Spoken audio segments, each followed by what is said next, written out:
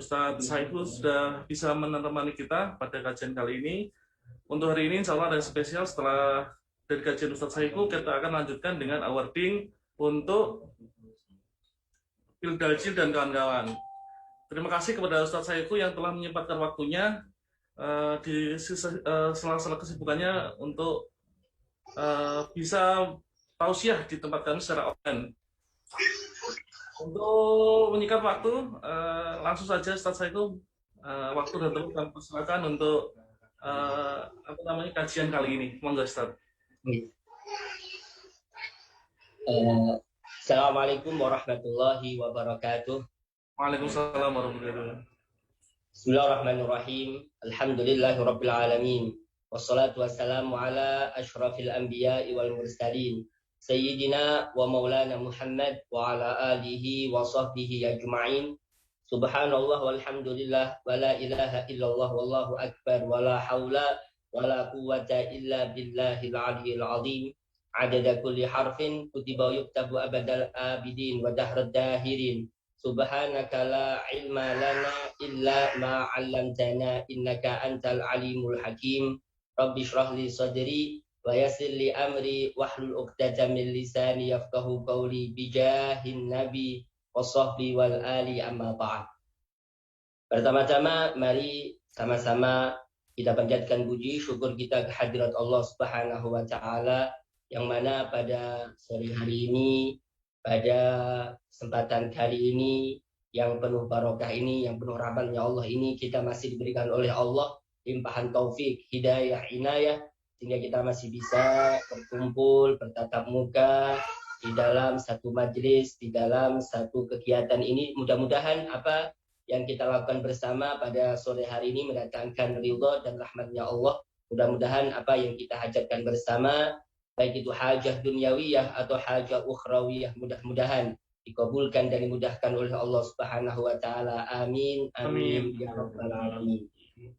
Salawat serta salam semoga selalu dicurahkan kepada baginda Nabi besar Muhammad sallallahu alaihi wasallam beserta keluarganya, sahabatnya, pengikutnya, dan yang mengikuti jejak langkah beliau dari dulu sekarang sampai akhir zaman.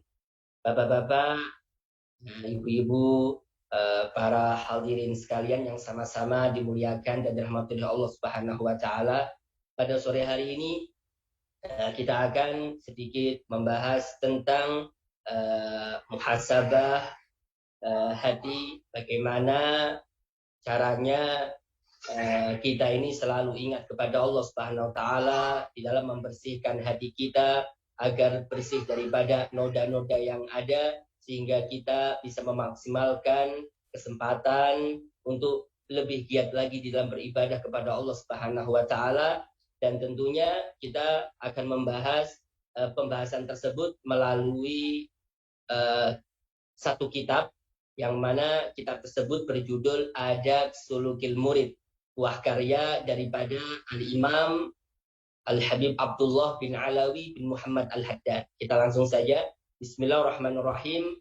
Wa qala al-musannifu sayyiduna al-imam qutbud da'wah wal irsyad wa ghawthul ibad wal bilad sayyiduna al-habib Abdullah bin Alawi bin Muhammad Al-Haddad rahimahullahu ta'ala wa nafa'ana bihi wa bi'ulumihi wa bi asrarihi fid dharain amin ila an qala Bismillahirrahmanirrahim. Wala haula wala quwwata illa billahil aliyyil azim. Alhamdulillah alladzi yaqdifu idza syaa'a fi qulubil muridin law'atal iradah. Beliau mengawali pembahasannya dalam kitab ini dengan memuji akan Allah Subhanahu wa taala yang menganugerahi hamba-hambanya yang ia kehendaki di dalam dirinya kesemangatan di dalam beribadah kepada Allah Subhanahu wa taala. Wa yuz'ijuhum ila suluki sabilis sa'adah, dan Allah lah yang menggerakkan mereka semuanya untuk bisa menempuh jalur kebahagiaan baik di dunia maupun di akhirat. Yang mana kunci kebahagiaan dan keberuntungan di dunia dan di akhirat itu adalah tidak lain adalah keimanan dan juga ibadah kepada Allah Subhanahu wa taala. Wa mahwu kulli rasmin wa adah wa sallallahu wasallam ala sayyidina Muhammadin sayyidi ahli siyadah wa ala alihi wa sahbihi sadatil qadah amma ba'du. Kemudian setelah beliau mengucapkan alhamdulillah, kemudian sholawat kepada Nabi Shallallahu Alaihi Wasallam, kemudian beliau melanjutkan mengutip daripada satu ayat daripada Al-Quran. Allah Subhanahu wa taala berfirman di dalam Al-Qur'an, "Man kana yuridul ajila ta'ajjalna lahu fiha ma nasha'u liman nuridu tsumma ja'alna lahu jahannama yaslaha madmuman madhura." Kemudian beliau Al-Habib Abdul Al-Haddad menukil satu ayat dari dalam Al-Qur'an agar kita itu bisa membersihkan hati kita, menguatkan, mengkokohkan hati kita, keinginan hati kita. Kata beliau di dalam ayat tersebut menukil daripada ayat Al-Quran, siapa orang di antara kita yang menghendaki kehidupan di dunia saja. Jadi keinginannya di dunia ini hanya materi duniawi saja. Keinginannya di dalam hidup di dunia ini hanya urusan dunia saja. Maka kata Allah, ajalna lahu fiha, maka akan kami segerakan apa yang ia kehendaki di dalamnya. Kalau dia ingin dunia, ya dunia yang Allah berikan kepadanya. Namun ujung-ujungnya kata Allah, tsumma ja'alna lahu jahannama. Namun yang demikian itu kami akan siapkan bagi dia neraka jahanam. Yaslaha, dia akan memasukinya. Madmuman madhura, dalam keadaan terhina dan dalam keadaan terusir. Maksudnya di sini Bapak sekalian, tentunya orientasi di dalam hidupnya kita itu bukan hanya duniawi saja. Jadi kalau toh kita ini hidup di dunia ini, baik kita itu sebagai pekerja, sebagai pengusaha atau apapun itu, kita harus memiliki bahwasanya tujuan kita adalah akhirat. Tujuan kita bukan semata-mata duniawi saja. Kalau dunia tujuan kita, maka tentunya itu adalah pangkal atau asal muasal daripada kecelakaan kita nantinya, baik di dunia maupun di akhirat kelak. Maka Allah melanjutkan firman-Nya, "Waman aradal akhirata." Siapa orang di dunia ini yang keinginannya, orientasinya adalah akhirat. Wa sa'alaha sa'yaha. Namun setelahnya keinginannya adalah akhirat. Kemudian ia beramal untuk akhirat tersebut. Wa huwa mu'minun, dan dia adalah orang yang beriman. Faulaika kana sa'yuhum mashkura, maka mereka lah orang-orang yang mana usahanya akan dibalas oleh Allah dengan kebahagiaan. Kemudian setelah beliau Al-Habib Abdullah Haddad menukil akan ayat ini, para hadirin, para hadirat sekalian, beliau menjabarkan sedikit demi sedikit tentang ayat di atas. Beliau mengatakan kalimat al-ajilah, kalimat ajilah. Siapa orang yang menghendaki ajilah. Ajilah itu sebetulnya sesuatu yang langsung, sesuatu yang sekarang. Itu ajilah. Beda dengan ajil. Bahwa sekalian, itu tentunya di dalam beberapa ayat Al-Quran, di dalam beberapa hadis Nabi, itu nanti ada perbedaan antara ajil pakai ain sama ajil pakai hamzah. Kalaunya ajil itu dunia, sekarang. Kalaunya ajil itu nanti, yaitu tidak lain adalah akhirat. Berarti di sini kata beliau, siapa orang yang menghendaki kehidupan dunia, yaitu kehidupan yang ajilah yang sekarang, maka apabila dia menghendaki itu semuanya, itu adalah sesuatu yang buruk, bahkan akan bakal masuk ke dalam neraka jahanam. Maka kata beliau, itu baru menghendaki. Bagaimana kalau orang tadi itu berusaha untuk menuntut atau mencari akan dunia? Kalau ingin aja tidak bagus, ingin aja tidak boleh. Lebih-lebih kalau seseorang tadi itu berusaha dan bahkan orientasinya bekerja semalaman dan seterusnya untuk dunia. Tentunya yang semacam ini lebih celaka lagi, lebih celaka lagi. Nah, kemudian di sini disebutkan juga bahwasanya seseorang yang orientasinya adalah akhirat tentunya, maka orang yang semacam itu bakalan beruntung tentunya, tapi dengan beberapa syarat di sini, beberapa syarat. Pertama kata beliau adalah orang yang sa'alaha sa'yaha, yaitu orang yang berusaha beramal untuk akhiratnya. Jadi tentunya orang itu tidak cukup keinginannya adalah akhirat, tujuannya hidup di dunia itu adalah akhirat, tidak cukup. Kecuali kalau dia beramal. Kecuali kalau dia beramal untuk akhirat, baru bisa dibenarkan. Dan tentunya yang kedua, yaitu didasari dengan keimanan. Kalau seseorang beramal untuk amal akhirat, dia bersedekah, dia menyayangi sesama dan sebagainya, tapi dia tidak beriman, tentunya juga tidak bermanfaat. Oleh karenanya keinginan untuk akhirat, beramal untuk akhirat itu akan berfungsi di dalam dirinya. Dia akan mendapatkan faidahnya apabila dia memperbuat akan perbuatan tersebut, dia beramal soleh dan dia juga beriman. Maka apabila dia beramal soleh dengan ini semuanya, beramal soleh dan dia beriman kepada Allah, maka akan diberikan pahala oleh Allah Subhanahu wa Ta'ala. Kemudian beliau melanjutkan pembahasannya dengan menukil sabda Nabi Shallallahu Alaihi Wasallam. Nabi SAW bersabda, innamal a'malu binniyat wa innama likulli imri'in ma nawa, faman kanat hijratuhu ilallah wa rasulihi wa hijratuhu ilallahi wa rasulihi, wa man kanat hijratuhu ila dunya yusibuha aw imra'atin yankihuha fa hijratuhu ila ma hajara ilaih. Nabi memberikan wanti-wanti kepada kita semuanya, para hadirin, para hadirat, agar membenarkan akan niatan kita di dalam beribadah. Tatkala kita ingin memperbuat sesuatu amalan, maka perlu yang kita perbaiki, yang kita kuatkan adalah niatan yang soleh. Maka beliau mengatakan di dalam hadis tersebut, sesungguhnya amal ibadah itu bergantung dengan niatannya.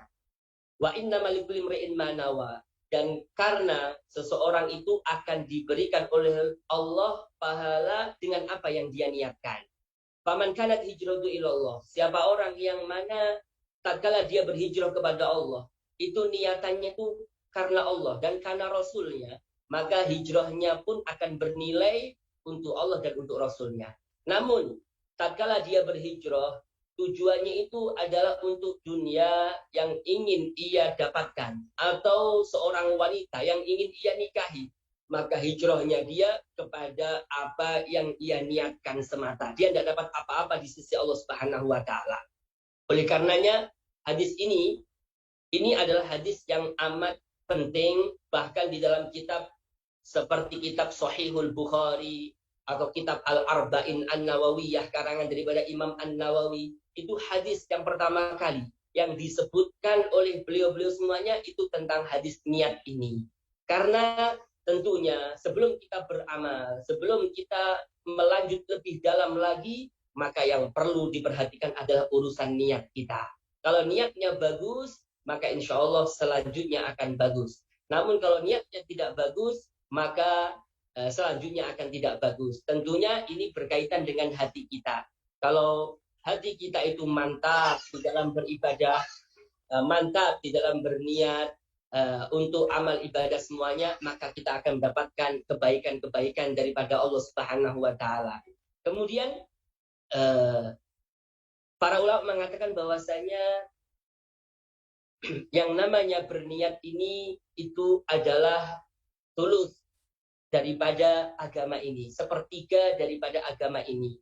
Nah, kenapa demikian? Karena tentunya yang amat menentukan adalah niatan kita sebelum kita beramal. Sehingga saking pentingnya yang namanya niat ini, mereka bahkan mengkategorikan niat itu adalah sepertiga daripada agama. Karena berkaitan dengan hati. Kemudian beliau di sini mengatakan bahwasanya akhbar sallallahu alaihi wasallam annahu la amala illa an niyatin. Beliau mengatakan bahwasanya di dalam hadis tersebut kita bisa pahami bahwasanya Nabi ingin memberitahukan kepada kita tidak dianggap amal ibadah seseorang kecuali kalau didasari dengan niatan yang baik. Walaupun maaf Bapak sekalian, walaupun kita ini beramal soleh, walaupun lohirnya itu seperti ibadah, lohirnya bentuknya ibadah, sholat atau puasa atau sebagainya. Namun niatannya bukan karena Allah, maka yang semacam itu tidak dianggap ibadah di sisi Allah. Dalam artian tidak dapat apa-apa di sisi Allah Subhanahu wa Ta'ala. Namun bisa jadi dengan bentuk maaf dohirnya itu ya seperti biasa kita lakukan, mungkin makan, mungkin minum, atau tidur, atau sebagainya. Di secara dohirnya bukan ibadah. Tapi bisa jadi dengan niatan yang kita niatkan di dalamnya karena untuk ibadah, karena untuk Allah Subhanahu wa Ta'ala, maka bisa jadi yang namanya tidur kita, makan kita, atau hal-hal yang biasa yang kita kerjakan akan bernilai ibadah di sisi Allah Subhanahu wa Ta'ala. Karena kata beliau, Nah, tadi di awal Nabi mengatakan bahwasanya ya semuanya amal ibadah itu bergantung dengan niatan kita. Wa annal insan bihasabi ma nawa. Dan seyogianya tentunya perbuatan seseorang itu sesuai dengan apa yang dia niatkan dan diberikan pahala dan diberikan ganjaran itu juga sesuai dengan apa yang dia niatkan. Apabila baik, maka tentunya balasannya juga baik. Wa in khairan fa khairun. Apabila niatannya bagus, maka fa khairun, maka balasannya juga baik. Wa in syarron, apabila buruk, maka balasannya pun fasyarrun, maka balasannya pun juga buruk. Kemudian beliau mengatakan, faman hasunat niyatuhu, siapa orang di antara kita yang bagus niatannya karena Allah dan Rasulnya, maka hasuna amaluhu, maka baik pula lah amalnya. La muhalata, tidak mustahil yang semacam itu. Waman khabusat, namun siapa orang yang buruk, khabusat niatnya, khabusa amaluhu, maka buruk pula lah amalnya. La muhalata, tidaklah mustahil yang semacam itu. Wa in kana fi surati thayyiban, sekalipun gambarannya itu adalah gambaran yang bagus, walaupun tadi itu bentuknya adalah bentuk beribadah kepada Allah. Kalau dia malu salihat, sebagaimana kata Abdullah Haddad, sebagaimana orang yang mengamalkan atau beribadah dengan amal-amal kebaikan, tapi tasannu'an, pura-pura, tapi ingin dilihat oleh orang lain, ya sama. Nilainya pun tidak beribadah kepada Allah Subhanahu wa taala. Nah, oleh karenanya beliau mengatakan di sini selanjutnya adalah wa akhbaru alaihi salatu wassalam anna man amila lillahi ala wifqil mutaba'ati li rasulih sallallahu alaihi wasallam kana thawabu 'ala Allah wa kana munqalabu ila ridwanillahi wa jannatihi. Kemudian Nabi sallallahu alaihi wasallam ingin memberitahukan, menginformasikan kepada kita melalui hadis di atas bahwasanya siapa orang yang dia beramal, beribadah karena Allah, itu akan dibalas oleh Allah apabila dengan catatan ala wifqil mutaba'ati Rasulillah, itu sesuai dengan apa yang dicontohkan oleh Rasulullah. Jadi di sini seseorang itu akan dianggap amal ibadahnya walaupun niatannya itu karena Allah, tentunya itu didasari dengan sesuai atau mengikuti akan jejak langkah daripada Rasul Shallallahu Alaihi Wasallam.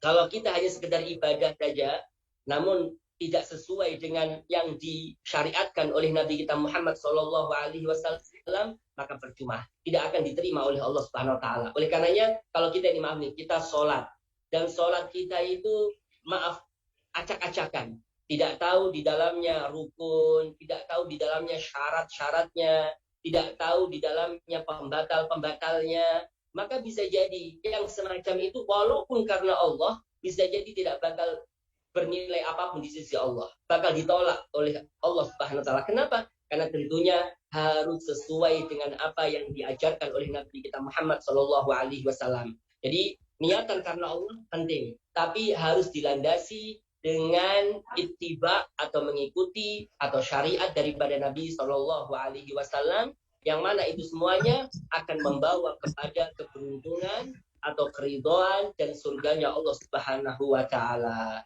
Kemudian kata beliau, wa anna man qasada ghairallah, siapa orang yang di dalam beramal tapi tujuannya bukan karena Allah dan dia beramal untuk selain Allah, beramal untuk orang lain, beramal bukan karena Allah, maka tentunya pahalanya atau balasannya itu bagi orang yang semacam itu Allah tidak akan menanggungnya sedikit pun. Allah tidak akan memberikan sedikit pun. Bahkan Allah nanti dalam hadis yang lain minta kepada orang yang engkau riak di dalamnya, minta kepada orang yang engkau berpura-pura dengannya, jangan minta kepadaku, karena engkau di waktu itu sudah salah alamat di dalam beribadah kepada Allah SWT. Tentunya Allah tidak mau tahu dalam hal ini. Allah tidak akan memberikan pahala kepadanya. Oleh karenanya, Bapak sekalian, dalam kitab Al-Fawaidul Mukhtarah disebutkan bahwasanya sesuatu yang jarang, sesuatu yang amat berharga dan jarang adanya, yang dari bumi naik ke langit adalah al-ikhlas. Kata para ulama, sesuatu yang jarang yang naik dari bumi ke langit itu adalah al-ikhlas. Kenapa demikian? Karena tentunya amal ibadah yang didasari karena Allah SWT semata itu jarang sekali. Oleh karenanya, tentunya amalan yang didasari dengan ikhlas ini yang membuat amalan tersebut akan membesar, akan tambah banyak, akan tambah berkah dan sebagainya. Oleh karenanya, para ulama mengatakan maka nalillah yanmu wa yastamir. Siapa saja amal ibadahnya itu karena Allah, siapa saja yang beramal soleh, yang didasari karena Allah SWT dalam amal ibadahnya, maka amal ibadah tadi itu kan yanmu bertambah, wa yastamir dan akan berkembang dan akan banyak keberkahannya yang diberikan oleh Allah Subhanahu wa taala. Namun sebaliknya, kalau amal ibadah itu bukan karena Allah, pasti akan mandek, pasti akan berhenti, pasti akan berkurang nantinya yang semacam itu. Karena tentunya ini yang membedakan amal kita karena Allah atau bukan karena Allah Subhanahu wa taala. Kemudian selanjutnya di sini beliau di dalam takkan menguraikan hadis di atas, Nabi SAW mengkhususkan tentang hijrah saja daripada amal ibadah yang lainnya. Tentunya di sini bukan khusus hijrah saja, namun untuk amal ibadah yang lain juga. Jadi di sini tentunya al-ibrah patokannya itu bukan khusus tentang hijrah saja, tapi sebetulnya umum yang dikehendaki yaitu di dalam syariat-syariat agama Islam yang lain atau ibadah-ibadah yang lain itu pun juga ikut. Jadi di sini bukan khusus untuk hijrah saja, namun untuk ibadah-ibadah yang lain yang dikehendaki oleh Nabi SAW di dalam hadis tersebut. Di sini beliau mengawali pembicaraan di dalam kitab Adab Sulukil Murid ini dengan menyinggung tentang niatan kita sebelum kita beramal. Karena kayak apapun itu, yang menentukan adalah niatan kita, yang menentukan adalah bagaimana niatan kita kepada Allah Subhanahu wa taala. Oleh karenanya, sedikit sebelum kita membahas akan bab selanjutnya, mari kita mendengarkan akan perkataan para ulama yang mana mereka mengatakan bahwasanya kam min amalin saghirin kabbarathu niyah. Berapa banyak amalan yang kecil Bapak sekalian namun dibesarkan dengan adanya niat. Banyak yang semacam itu. Namun sebaliknya, kam min amalin saghirin, kam min amalin kabirin. Berapa banyak amal yang besar di sisi Allah namun dikecilkan gara-gara ada niatannya. Banyak. Loh, bisa kok demikian? Iya. Terkadang, maaf Bapak sekalian, amal yang sedikit, amal yang kecil kita anggap remeh, tapi di dalamnya itu diniatkan niatan yang banyak, maka bisa jadi yang kecil itu akan dibalas oleh Allah dengan pahala yang besar. Kenapa? Karena Allah tidak akan mengurangi niatan sedikit pun, tidak bakal dikurangi oleh Allah SWT. Sebaliknya, kalau amal ibadah tadi itu besar, tapi bisa jadi itu dikecilkan dengan adanya niat.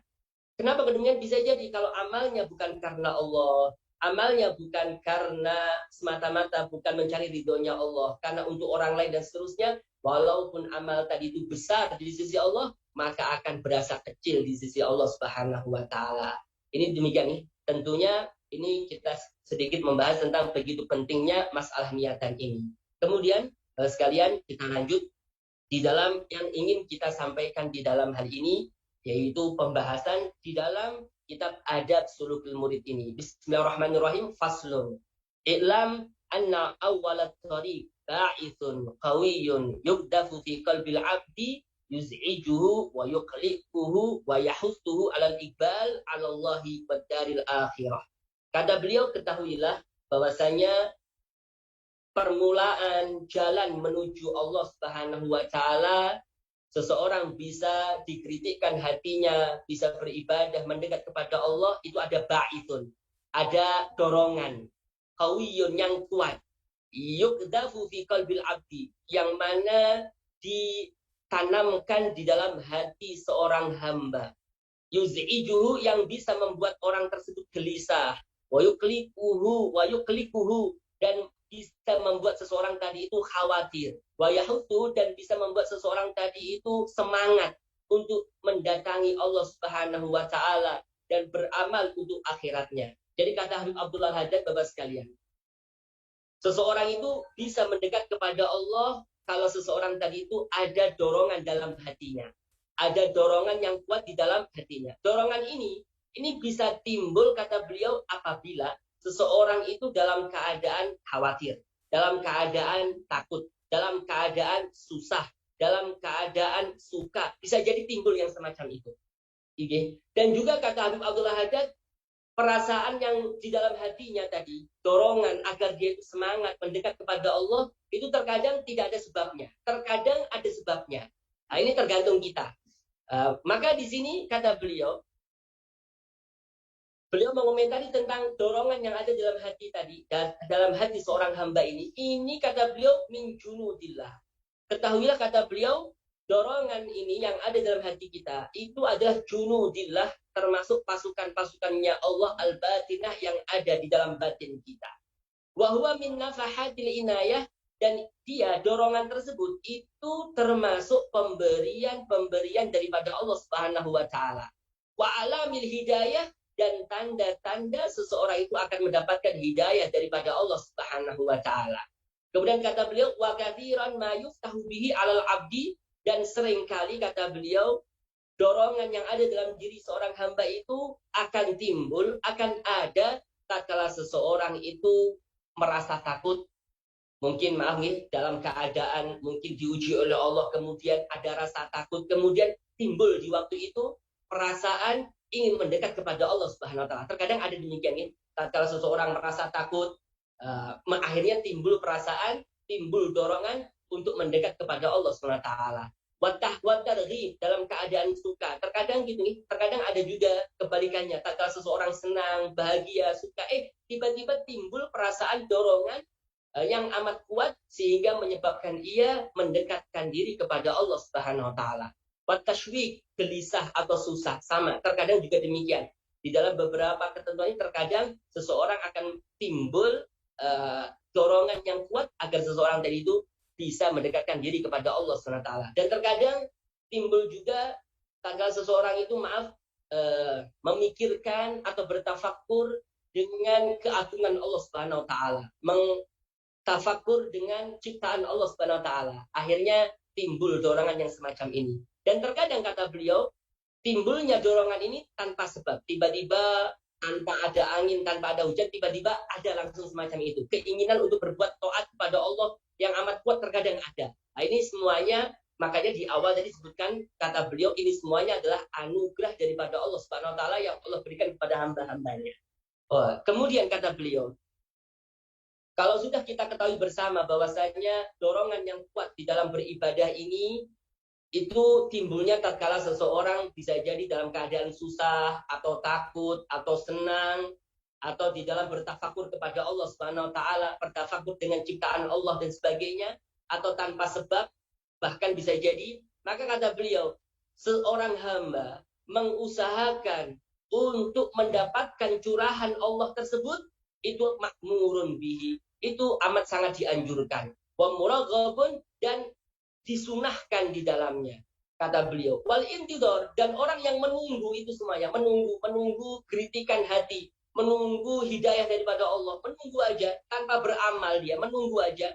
Wal irtiqabu, dan meneliti saja tanpa berusaha untuk menyelam ke dalamnya, tanpa berusaha untuk mengerjakan agar dibukakan pintunya oleh Allah, maka kata beliau, humkun wa ghabawatun, sungguh itu adalah kebodohan dan kedunguan.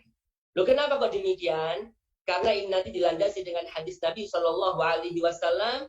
Kata Nabi, Inna lirabbikum fi ayyami duhrikum nafahat ala fata'arradu laha. Kata Nabi Shallallahu Alaihi Wasallam, sesungguhnya Allah Subhanahu Wa Taala itu memiliki di dalam hari-harinya, di setiap tahunnya itu ada pemberian daripada Allah, ada anugerah daripada Allah Subhanahu Wa Taala, ada keberkahan daripada Allah Subhanahu Wa Taala, ada hidayah daripada Allah Subhanahu Wa Taala.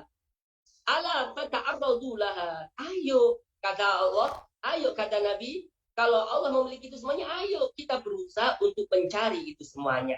Ayo kita berusaha menyelam mencari itu semuanya. Jangan menunggu. Kalau menunggu hidayah daripada Allah, tentunya kita akan jauh daripada hidayah Allah. Karena tentunya kita hanya sekedar menunggu. Oleh karenanya, kita harus berusaha untuk mendekatkan diri, berusaha untuk mendapatkannya, berusaha untuk menggapainya.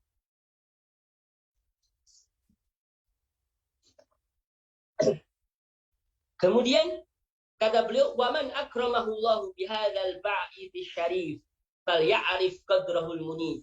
Kata beliau selanjutnya, siapa orang yang Allah berikan anugerah berupa dorongan dalam hatinya untuk beribadah kepada Allah, maka hendaknya dia menyadari bahwasanya itu adalah keagungan yang Allah berikan kepadanya. Wal ya'lam, dan hendaknya dia mengetahui annahu min a'dhamini amillah. Ketahuilah bahwasanya dorongan itu untuk beribadah, dorongan untuk berbuat taat kepada Allah itu termasuk sepaling agungnya nikmat yang Allah berikan kepadanya. La yuqaddar qadrahu, kata Abdul Hadan, tidak bisa dinominalkan, tidak terhingga itu besarnya di sisi Allah SWT. Wala yablughu syukruha, dan tidak bisa seorang untuk bersyukur kepada Allah itu dengan ini, tidak bisa. Saking besarnya anugerah yang Allah berikan kepadanya ini. Nah, tentunya bagi orang yang ingin mendawamkan atau mengistiqomahkan kritikan hati atau dorongan dalam hatinya tadi, tentunya dia harus pandai-pandai bersyukur kepada Allah Subhanahu wa taala. Tentunya dia menggunakan dorongan yang Allah berikan tadi itu di dalam hatinya untuk beramal soleh, untuk berbuat baik dan sebagainya. Dan dia harus mengetahui, kata beliau, kata Habibul Haddad, dan dia harus merasapi bahwasanya Allah telah memberikan khusus kepada dirinya, antara teman-temannya, antara kawan-kawannya, dan sebagainya. Mari kita lihat, kata Habib Abdullah, kita lihat berapa banyak orang di luar sana yang umurnya sudah puluhan tahun, umurnya 80 tahun, namun mereka tidak mendapatkan kritikan atau dorongan dalam hatinya untuk berbuat taat kepada Allah. Tidak ada. Berarti kekuatan yang semacam itu atau dorongan semacam itu adalah anugerah yang amat luar biasa yang Allah berikan kepada kita. Kalau kita dimudahkan langkah kita untuk bisa duduk di majlis yang semacam ini semuanya, atau duduk di tempat yang lain, di majlis ilmu atau sebagainya, maka ketahuilah berarti itu adalah anugerah yang amat besar yang Allah berikan kepada kita semuanya. Jadi demikian. Kemudian kata beliau, wa alal murid, maka hendaknya bagi orang yang ingin mendekatkan diri kepada Allah Subhanahu wa taala, seyogianya dia berusaha untuk menguatkan dorongan tersebut. Jadi dorongan tadi itu di dalam hati kita itu perlu dijaga, perlu dilestarikan, bahkan perlu dimantapkan kembali, dikuatkan. Maka kata beliau, bagi orang yang ingin mendekatkan diri kepada Allah, maka apabila sudah ada kritikan dalam hatinya, maka hendaknya dikuatkan dan dijaga dan dipelihara. Dengan apa menjaganya, memeliharanya? Maka beliau memberikan solusi, memberikan arahan kepada kita semuanya. Tentunya diantaranya menjaga dan melestarikannya itu dengan berzikir kepada Allah Subhanahu wa taala, memperbanyak berzikir kepada Allah. Intinya kalau ada perasaan semacam itu, dibawa juga berzikir, dibawa juga untuk melafadzkan sholawat kepada Nabi dan zikir-zikir yang lainnya. Ini agar memantapkan dorongan di dalam hati kita ini, biar tidak leleh, biar tidak terkikis dorongan tersebut di dalam hati kita. Tentunya kita jaga. Ya, kita jaga dengan memperbanyak berzikir. Oleh karenanya, Bapak sekalian, di dalam kitab Ihya Ulumuddin disebutkan ada seorang ulama yang bernama Qais bin Al-Hajjaj. Beliau mengatakan bahwasanya suatu ketika beliau mengatakan bahwasanya kata beliau, aku melihat syaitan yang ada di dalam diriku, kata beliau. Maaf, tentunya di dalam hati kita, di dalam diri kita itu kan ada pengganggunya, nih. Ada malaikatnya dan juga ada syaitannya yang mengganggu kita. Maka Qais bin Al-Hajjaj di dalam kitab Ihya Ulumuddin, karya daripada Al-Ghazali, beliau bercerita, Qais Al-Hajjaj itu suatu ketika pernah dia melihat akan syaitan di dalam dirinya. Maka kata beliau, tatkala aku melihat syaitan di dalam diriku untuk pertama kalinya, aku melihatnya itu seperti, seekor unta yang besar yang gagah berani. Kemudian aku lihat sekarang ini aku melihatnya itu seperti usfur, seperti burung gereja, burung yang kecil, tidak kuat apapun, tidak mempunyai kekuatan pun, burung kecil. Akhirnya tatkala beliau semacam itu, beliau bertanya kepada syaitan, kenapa demikian? Akhirnya syaitan tadi mengatakan, turibuni bidzikrillah. Wahai Qais bin Al-Hajjaj, engkau telah melelehkan diriku, engkau telah menghancurkan diriku dengan engkau berzikir kepada Allah Subhanahu wa taala. Nah, tentunya ini kan yang pertama kata Habib Abdullah Haddad. Jadi semangat atau dorongan dalam hati kita itu bisa langgeng bahkan bisa kuat ya tentunya dengan berzikir kepada Allah Subhanahu wa taala. Di antara khasiatnya berzikir ya tentunya untuk menguatkan ini intinya sebagai bentuk syukur kita kepada Allah agar dilanggengkan yang namanya dorongan untuk beramal soleh. Kalau tanpa dorongan ini tentunya kita tidak akan beramal soleh. Sulit kita untuk beramal soleh. Sulit untuk menggapai ridhonya Allah. Untuk beramal soleh di bulan Ramadan kan sulit.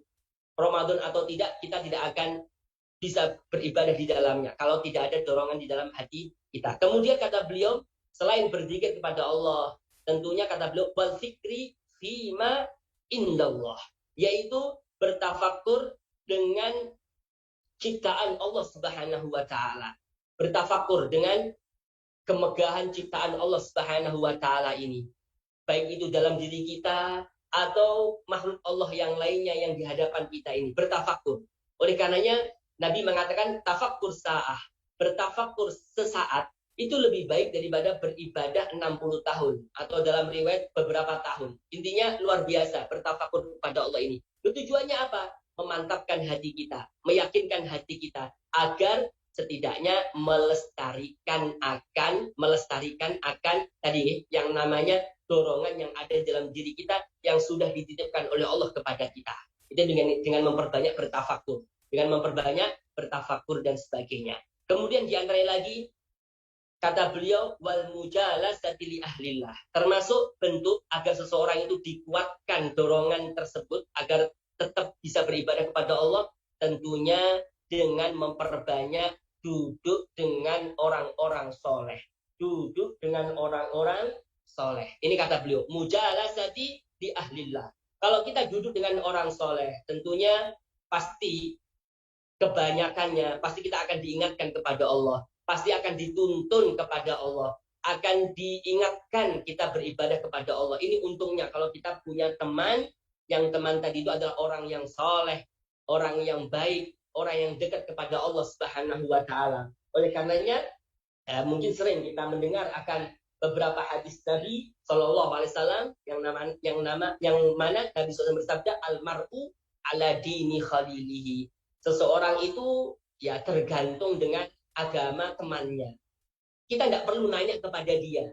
Kita cukup kita melihat kepada temannya. Temannya siapa sih?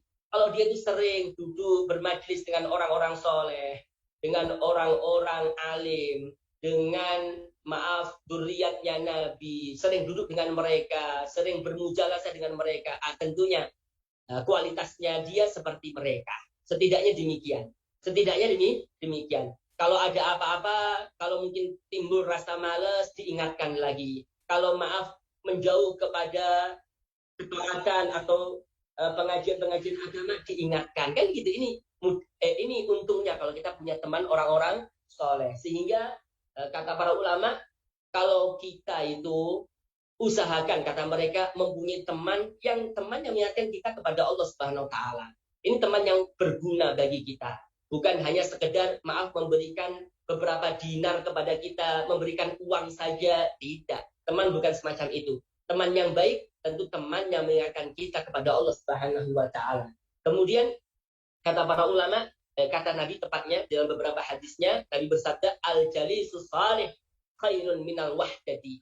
Teman yang baik, teman yang soleh itu lebih baik daripada sendiri. Jadi maaf nih, saya sendiri bisa beribadah, bisa saya sendiri, saya bisa beramal soleh sendiri, bisa ngaji sendiri, bisa beramal sendiri, bisa. Tapi kalau dibanding di sana ada teman yang soleh, lebih baik dia berkawan dengan teman yang soleh. Kenapa? Suatu ketika kalau di tengah jalan, teman tadi yang mengingatkan kita. Suatu ketika kalau nanti kita lagi malas-malasnya, teman kita yang mengingatkan kita. Ini makanya kata para ulama, kata Nabi tadi, dalam hadis yang saya sebutkan tadi, teman yang baik itu lebih baik daripada kesendirian. Lebih baik daripada kita sendiri. Tentunya punya teman yang baik itu lebih untung. Kemudian wal wahdatu, Namun bisa jadi kalau kita tidak memiliki teman yang baik, maka lebih baik kita sendiri. Lebih baik kita sendiri. Jadi lebih baiknya kita tidak berteman kalau memang kita tidak punya teman yang baik.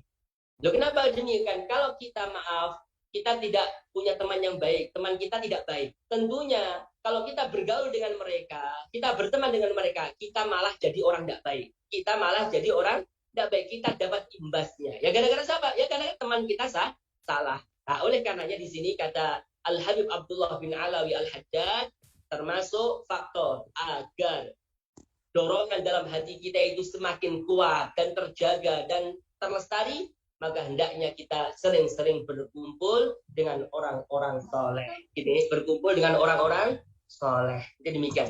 Kemudian selanjutnya kata beliau, wahifdihi bil bu'di an mujalasatil mahjubin wal i'rad an waswasati syayatin wa ijabatihi bi an yubadira bil inabati ilallahi ta'ala. Kemudian kata beliau, di antaranya lagi dengan menjaga, melestarikan itu semuanya, melestarikan kritikan dalam hati atau dorongan dalam hati tersebut dengan menjauhi berkumpul dengan orang-orang yang mahjub, orang-orang yang terhalang daripada Allah Subhanahu wa taala.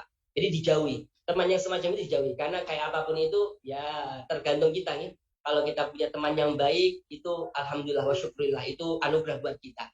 Kalau teman tadi tidak baik ya lebih baik kita sendiri daripada kita berteman dengan orang yang tidak baik. Itu demikian. Kalau berteman dengan orang yang penjual minyak wangi, walaupun kita tidak pakai minyak wangi, kita akan harum, kita akan bau wangi. Begitu juga sebaliknya. Kalau kita berteman dengan tukang ikan, jual ikan, walaupun kita tidak memegang ikan, kalau kita berkumpul dengan mereka, ya tentunya kita akan dapat imbasnya. Kita akan bau ikan juga, walaupun kita tidak ngapa-ngapain. Intinya teman yang baik itu amat sangat perlu kita perhatikan, kita pertahankan. Teman yang tidak baik, lebih baik kita jauhi dan sebagainya. Kemudian kata beliau, di antaranya lagi, hendaknya di dalam menjaga dan melestarikan akan dorongan tersebut, kata beliau, dengan bersegera bertaubat kepada Allah atau bersegera beramal soleh. Jangan sampai ditunda-tunda, kata beliau. Jadi kalau ada ada kritikan untuk berbuat taat di dalam diri kita, ada dorongan untuk berbuat taat kepada Allah, jangan ditunda-tunda. Jangan ditunda-tunda, langsung dilakukan. Kalau ditunda-tunda, itulah yang mengendorkan semangat tersebut. Bahkan bisa jadi dorongan tersebut akan hilang. Kenapa? Karena ditunda-tunda. Ini kata beliau. Jadi di sini kata beliau paling bagusnya diantaranya untuk menjaganya yaitu dengan bersegera. Jangan sampai ditunda-tunda. Loh, kenapa kok demikian? Fa innal mutasawwifa minasyaitan. Karena yang namanya mutasawwif suka menunda-nunda, nanti aja. Kan ada dorongan ini untuk beramal soleh, enggak taunya nanti aja, kan masih lama, kan masih ini, masih itu dan sebagainya. Akhirnya tidak dikerjakan, akhirnya tidak dilakukan. Ini gara-gara menunda-nunda. Dan menunda-nunda itu termasuk bagian yang dibisikkan oleh syaitan kepada kita.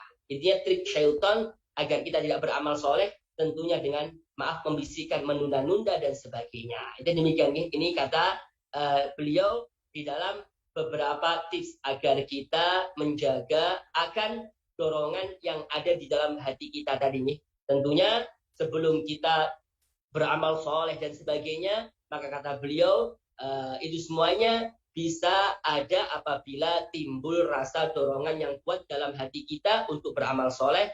Tentunya kita, kata beliau di awal tadi, seyogyanya kita jangan nunggu dapat itu semuanya, jangan nunggu dapat hidayah daripada Allah, jangan nunggu dapat dorongan kritikan daripada Allah, jangan. Tapi seyogyanya kita harus bagaimana caranya kita mendapatkan itu semuanya, yaitu dengan membuka pintu-pintu itu semuanya, dengan mendekatkan diri kepada Allah dan sebagainya. Dan juga di sini tadi sudah disebutkan juga kata Habib Abdullah Haddad tentang bagaimana caranya kita untuk melestarikan, menjaga itu semuanya. Kemudian kata beliau di sini, beliau mengatakan, fal yusri wal yahdar min ghadin ba'da ghadin fa inna dzalika min amali syaitan. Kata beliau, hendaknya di dalam beramal itu bergegas, cepat-cepat, jangan ditunda-tunda, besok-besok dan sebagainya. Karena itu semuanya termasuk amalan syaitan. Wal yukbil, hendaknya dia kerjakan. wal yatathabbat, hendaknya dia jangan kendor, wala yata'allal, dan jangan dia beralasan dengan alasan biadamil faragh, saya belum, maaf, ada waktu luang, saya belum ini, jangan. Pokoknya kita harus sempat-sempatkan untuk beribadah. Sempat-sempatkan kita mendekatkan diri kepada Allah. Maaf, kayak Bapak sekalian, alhamdulillah, walaupun pekerja, walaupun siangnya bekerja, masih menyisipkan untuk bisa beramal soleh, untuk belajar ilmu agama dan sebagainya. Seharusnya demikian. Seharusnya demikian. Bukan malah, nunggu nanti aja, nunggu waktu luang dan sebagainya. Kalau nunggu yang semacam itu, tidak bakal ada istilahnya waktu luang. Atau sebaliknya, biasanya kita dengan alasan, saya tidak cocok, saya tidak pantas, saya belum pantas duduk ke majlis itu, belum tak pantas, saya menghadiri ini belum pantas, saya ini belum pantas, dan sebagainya. Kalau nunggu pantasnya, ya kapan? Itu demikian, gitu. Tentunya harus menjemput bola, bukan kita yang nunggu-nunggu dengan sesuatu yang belum pasti. Oleh karenanya disebutkan di sini kata Habib Abdullah Haddad, beliau menukil daripada seorang ulama yang bernama Abdul Rabi rahimahullah taala, kata beliau, siru ilallah urijan wa makasira. Kata beliau, berjalanlah engkau kepada Allah, beribadahlah kepada Allah urijan, dalam keadaan pincang, wa makasira, dalam keadaan lemah. Walaupun dalam keadaan pincang, intinya ya kadang kita merasa tidak pantas, kadang dan sebagainya, kita pendosa atau bagaimana, pokoknya kita beribadah kepada Allah, jalan kepada Allah dalam keadaan pincang, dalam keadaan lemah. Walatan tadi rustihah, kata beliau, jangan kita ini sesekali beribadah dengan alasan nunggu nanti, saya nunggu sehat, saya nunggu ini, jangan. Kenapa? Fa'inna intidhar as-sihhati, karena menunggu-nunggu sehat atau dengan alasan nanti aja, nunggu waktu luang, nunggu sehat dan seterusnya, maka kata beliau, kata Ar-Rabi, batolatun, itu semuanya adalah bagaikan orang yang tunakarya, bagaikan orang yang malas, bagaikan orang yang, maaf, tidak ada kerjaan. Tidak semacam itu, kata beliau. Ya, seyogianya di dalam beramal soleh itu jangan nunggu yang semacam. Kalau nunggu semacam itu, ya kendor, nanti yang namanya, maaf, kritikan atau dorongan dalam hati kita itu bisa jadi hilang kalau kita nunggu-nunggu yang semacam itu. Kemudian sebagai penguat, disebutkan dalam kitab Al-Hikam, buah karya daripada Ibnu Athaillah As-Sakandari, kitab yang fenomenal, kitab yang dibaca di mana-mana. Kata beliau, ihalatuka al-amal ala wujudil faragh min ru'unatin nufus. Kata beliau, ihalatukal amal, menunda-nunda di dalam beramal dengan alasan nanti nunggu ada waktu luang, nunggu ada kesempatan, nunggu waktu pantas saja, nunggu kalau aku sudah bertobat, nunggu waktu, itu semuanya, dengan alasan itu semuanya, maka kata beliau, kata Ibnu Athaillah As-Sakandari, itu termasuk ru'unatin nufus, itu termasuk kebodohan dan kedunguan di dalam jiwanya. Ini kata beliau, tentunya di dalam hal ini adalah beberapa tips daripada beliau agar kita sama Allah SWT tetap diberikan anugerah berupa dorongan dalam hati kita, biar terus bersemayam dalam hati kita, sehingga kita dimudahkan oleh Allah untuk beramal soleh, untuk beribadah kepada Allah, untuk mendekatkan diri kepada Allah Subhanahu wa Ta'ala. Dan mudah-mudahan kita semuanya diberikan oleh Allah anugerah tersebut, dan mudah-mudahan kita termasuk orang yang beramal soleh di sisa bulan Ramadan ini, dan mudah-mudahan kita termasuk orang yang keluar daripada bulan Ramadan kecuali dosa-dosa kita diampuni oleh Allah Subhanahu wa taala, dan mudah-mudahan apa yang kita hajatkan bersama mudah-mudahan dikabulkan dan dimudahkan oleh Allah Subhanahu wa taala. Amin ya rabbal alamin. Gimana Mas Nur Salim? Ini sudah 5:30 kayaknya. Super Ustaz. Sungguh menarik sekali, dan terima kasih ilmunya tentang niat dan bagaimana menjaga hati kita selalu kepada Allah Subhanahu wa taala. Tapi karena waktu memang sudah menunjukkan 5:30, Ustaz, harus berusaha dulu. Nanti kita sambung lagi di esok hari, insya Allah kita akan lanjut ke part 2 ya, Ustaz ya. Siap. Besok jam 16.30.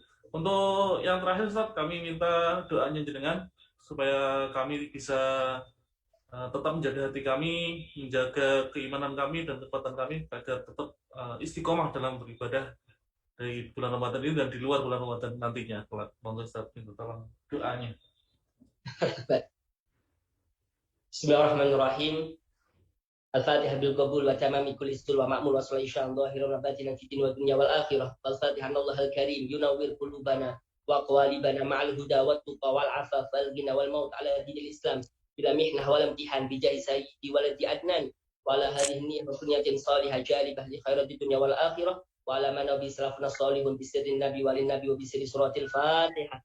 A'udzu billahi minasyaitonir rajim. Bismillahirrahmanirrahim. Alhamdulillahil alamin arrahmanir rahim maliki yaumiddin. Iyyaka na'budu wa iyyaka nasta'in ihdinas siratal mustaqim siratal ladzina an'amta 'alaihim ghairil maghdubi 'alaihim waladdallin. Amin. Bismillahirrahmanirrahim. Alhamdulillahil alamin wassalatu wassalamu ala asyrofil anbiya'i wal mursalin sayyidina maulana Muhammad wa ala alihi wa sahbihi ajma'in. Ya Allah ya Rahman ya Rahim ya Hayyu ya Qayyum ya Badi'us samawati wal ardi ya dzal jalali wal ikram. Ilahana wa ilaha kulli syai'in ilahan wahidan. La ilaha illa anta nas'aluka Allahumma anta ja'alana min ahli ibadillahis salihin min ibadika salihin wa minal muqarrabin ya arhamar rahimin. Allahumma ya ghani ya hamid ya mubdi ya mu'id ya rahim ya wadud aghnina bi halalika an haramika wa bi ta'atika an ma'siyatik wa bi fadlika amman siwak. Allahumma hdina bi hudak waj'alna mimman yusari'u fi ridak wa la tuwallina waliyan siwak wa la taj'alna mimman khalafa amraka wa 'asak. Hasbunallahu wa ni'mal wakil wa la haula wa la quwwata illa billahil aliyyil azim. Rabbana hab lana min azwajina wa dhurriyyatina qurrata a'yun waj'alna lil muttaqina imama. Allahumma barik lana fi auladina wahfadhhum wa la tadurrahum wafiqhum li ta'atik warzuqna birrahum. Rabbana atina fid dunya hasanah wa fil akhirati hasanah wa qina adzabannar. Sallallahu ala sayyidina wa nabiyyina Muhammadin nabil ummi al habibil aliyil qadri al-azimil jahi wa ala alihi wa sahbihi wa baraka wa sallam. Bifadli subhana rabbika rabbil izzati amma yasifun wa salamun ala mursalin walhamdulillahi rabbil alamin.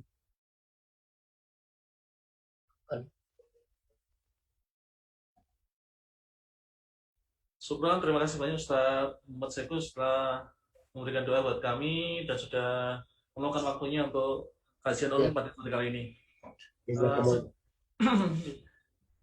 Silahkan Mas dilanjut. Jazakumullah khairan jaza. Ya, terima kasih Ustaz. Alhamdulillah jamaah sekalian, kajian kali ini kan kita akhiri saat ini. Nanti kita akan lanjut dengan awarding untuk Bildajil, lomba adzan dan yang lainnya. Demikian dari kami. Mohon maaf jika ada salah penyampaian dari moderator. Kami akhiri. Wallahu muwaffiq ila aqwamit thoriq. Assalamualaikum warahmatullahi wabarakatuh. Waalaikumsalam warahmatullahi wabarakatuh.